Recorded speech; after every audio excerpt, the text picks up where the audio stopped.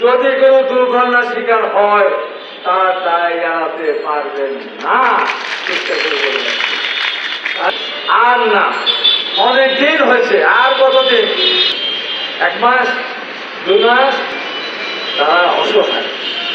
বাড়িতে যদি তারা ফিরে যায় তাহলে তো তাদের চাকরির উপর আঘাত এবং তাদের যে অর্থনৈতিক যে কারণটা হবে, এমনি তো না খেয়েই তাদের পরিবার নিয়ে মরতে হবে।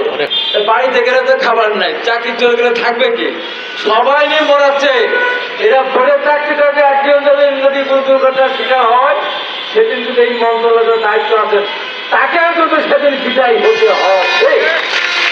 বিগত সরকার যেমন ছাত্রদের সেই বৈষম্যবিরোধী আন্দোলনের প্রথমেই যদি তাদের দাবি মেনে নিত, একটা মেনেছিল, কোটা বাতিল করে দিত, রাগ করে গুসা করে। আবার যখন বৈষম্যবিরোধী ছাত্র আন্দোলন করলো কোটা ফিরিয়ে কারণে, তখন যদি উপহার না করতেন, অবহেলা না করতেন, শিক্ষকরা যে আন্দোলন করেছিল তাদের দাবি দেওয়া নিয়ে, শিক্ষক উপহার না করে দাবিটা মেনে নিতেন, তাহলে ওই জাতীয় সরকারকে এইভাবে বিদায় হতে হতো না। দাবি মেনে না নেওয়ার কারণে কিন্তু সেভাবে তাদের বিদায় হতে হয়েছে। আপনাদের কাছে অনুরোধ থাকবে, আমরা সবাই মিলে আন্দোলন করার মধ্য দিয়েই কিন্তু সরকার পতন হয়েছে, আপনারা দেশে পরিচালনা করছেন।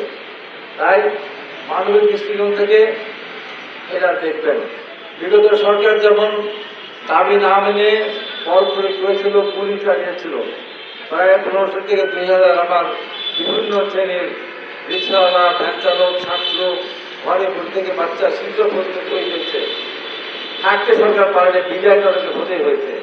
তাই আমি বলবো, যদি এর মধ্যে যদি কোনো একজন যদি অসুস্থ হয়ে, আল্লাহ না করুক, যদি কোনো দুর্ঘটনার শিকার হয় তার দায় এড়াতে পারবেন না।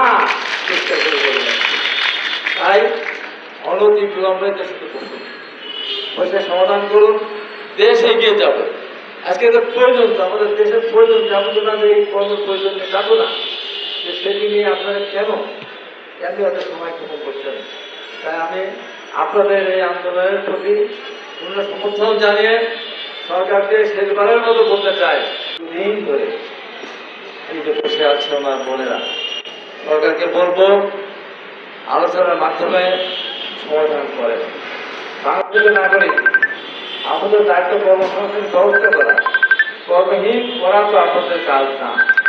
তাহলে আপনারা এত বড় বড় সিদ্ধান্ত নিচ্ছেন, যে সিদ্ধান্তগুলি না নিলেই চলে, যে সিদ্ধান্তগুলি পরবর্তী নির্বাচিত সরকার এসে গেলেই ভালো, তা না নিয়ে অনেক বড় বড় সিদ্ধান্ত আপনারা নিচ্ছেন। এই সিদ্ধান্তগুলির সমস্যা থেকে এদের প্রতি কেন আপনাদের দৃষ্টি নেই? এদের দাবির উপর বেশি বড় দাবি না। তাই আমি বলবো, অনতি বিলম্বে সরকারের যারা নারী ও শিশু মন্ত্রণালয় আছে, সংস্কার মন্ত্রণালয়, আর যারা এটা সম্পৃক্ত, তাদেরকে আমি বলবো, আপনারা আন্তরিকভাবে এদের বিষয়টি অবশ্যই বিবেচনা করবেন। এখানে কতদিন ভুলে থাকবে? এইভাবে ভুলে থাকতে থাকতে যদি কেউ অসুস্থ হয়ে যায়, যদি কেউ অসুস্থ হয়ে একটা দুর্ঘটনা ঘটে, তার দায়িত্ব নেবে।